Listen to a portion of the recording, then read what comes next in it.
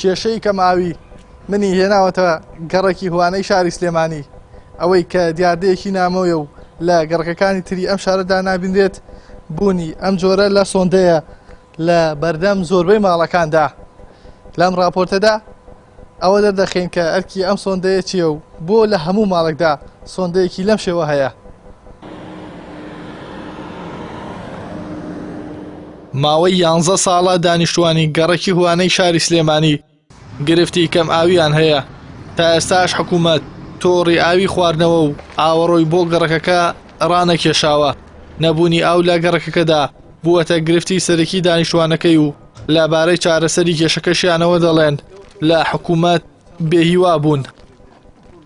11 ساڵی ڕێک ئێمە لێراین ئەم 11 ساڵە یەک شتێکی بۆ نەکراوە بەس ئەوەی هەیە ئەڵەن ئیمڕۆ نابەیانی ئاویش ئێمە لەخوا بەزیابێ خۆمان بیرەکەمانێ ئەجا بیرەکە لەخوا بەزیاب بەشی دراوسی ئێن ئەچی بۆ لای شێکاکە چی بۆ لای کام مەسئولیان چی بۆ لای کام مەسئولیان کاکە هیچی جواب نات وڵای بچێ بۆ لای قایم خان وڵای بچێ بۆ لای محەمەد بچێ بۆ لای قایم خان هیچیان بەدەست نییە کاکە.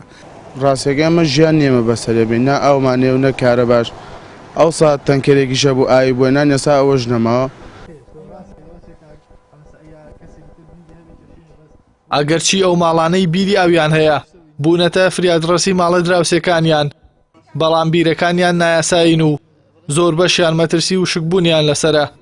هەروەها ئەو هاوڵاتیانەش کە بە تەنکەر ئاو دەکڕن دەڵێن ناچارن لە ماوەی مانگێکدا زیاتر لە 100,000 دینار بۆ کڕینی ئاو خەرج بکەن. قوربان ئەگەر دیقەتی ئاوی ئەم تەنکیانە بن کە ماڵی منە باوەڕم پێ بکە هەر هەمووی چاوریە کلسێکی زۆری تایە من وەک خۆم زوو پاشانەکەم و تەنچەکان خەست لەگەم بەس شتا لەو پێ هەر مەترسی هەیە لەو ئاوەشە خۆینەوە بەڕاستی ژیانمان فەوتاوە. ئەم تەنکەرانە کە ئێسێ ئەومان بۆیانن هەموو ماڵێک هەفتانە ئەیکڕین ماڵیان ئاوا بێت بەرودراسی هەندێکی بیری هەیە جارجار یارمەتیمانێن بە بیرەکان ئەجینا ئەو بیرانە نەبێ ئەبێ بارکەین لێرە. ماوەی 9 مانگە ئەو کۆمپانیایی کە ئاوی بۆ و گەڕەکە دابین کردووە کۆتایی بە کارەکانی هێناوە. باوتەی دانیشتوانەکەشی حکوومەت بۆ چارەسەرکردنی گرفتەکەیان هیچی نەکردووە.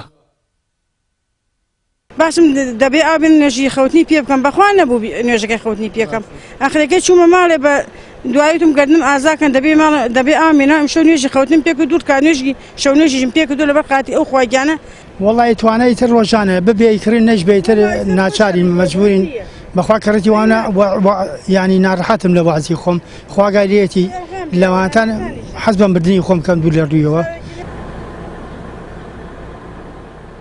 گەڕەکی هوانە دەکەوێتە باشووری ڕۆژهەڵاتی شاری سلێمانیەوە لە سەرەتای دروستبوونیەوە. حکوومەت لە ڕێگەی کۆمپانیا و بەتەنکەر ئاوی بۆ دابین کردووە. ئەمە کاتی ئەو تەنکەرێکەیەت ئەو ڕەبتیەکە لەم سۆندە و تەنشەکانی پێ بڕێگەینەوە ئەگەر ئەمە نەبێت سۆندەی جاروات تەنکەرەکان ناگات گرفتمان زۆرە. تانکەری ئاوەکان بوونەتە فریادڕەسی هاوڵاتیانی گەڕێکی هوانە چونکە ئەوان دەڵێن ماوەی 11 مانگە حکوومەت بە هیچ شێوەیەک ئاو بۆ ماڵەکانیان دابین ناکات. سەرڕای بەردەوامی قەیرانی داراییش ئەوان ناتوانن لە ڕێگەی تەنکەرەکانەوە ئاو بۆ ماڵەکانیان دابین بکەن. بە جۆرێک بەشێک لە خاوەن تەنکەرەکان باس لەوە دەکەن هەندێک لە ماڵەکان دەڵێن تەنابایی 5,000 دینار ئاومان بنێ. ئیحسان سابیر کەناڵی ئاسمانی پەیام سلێمانی.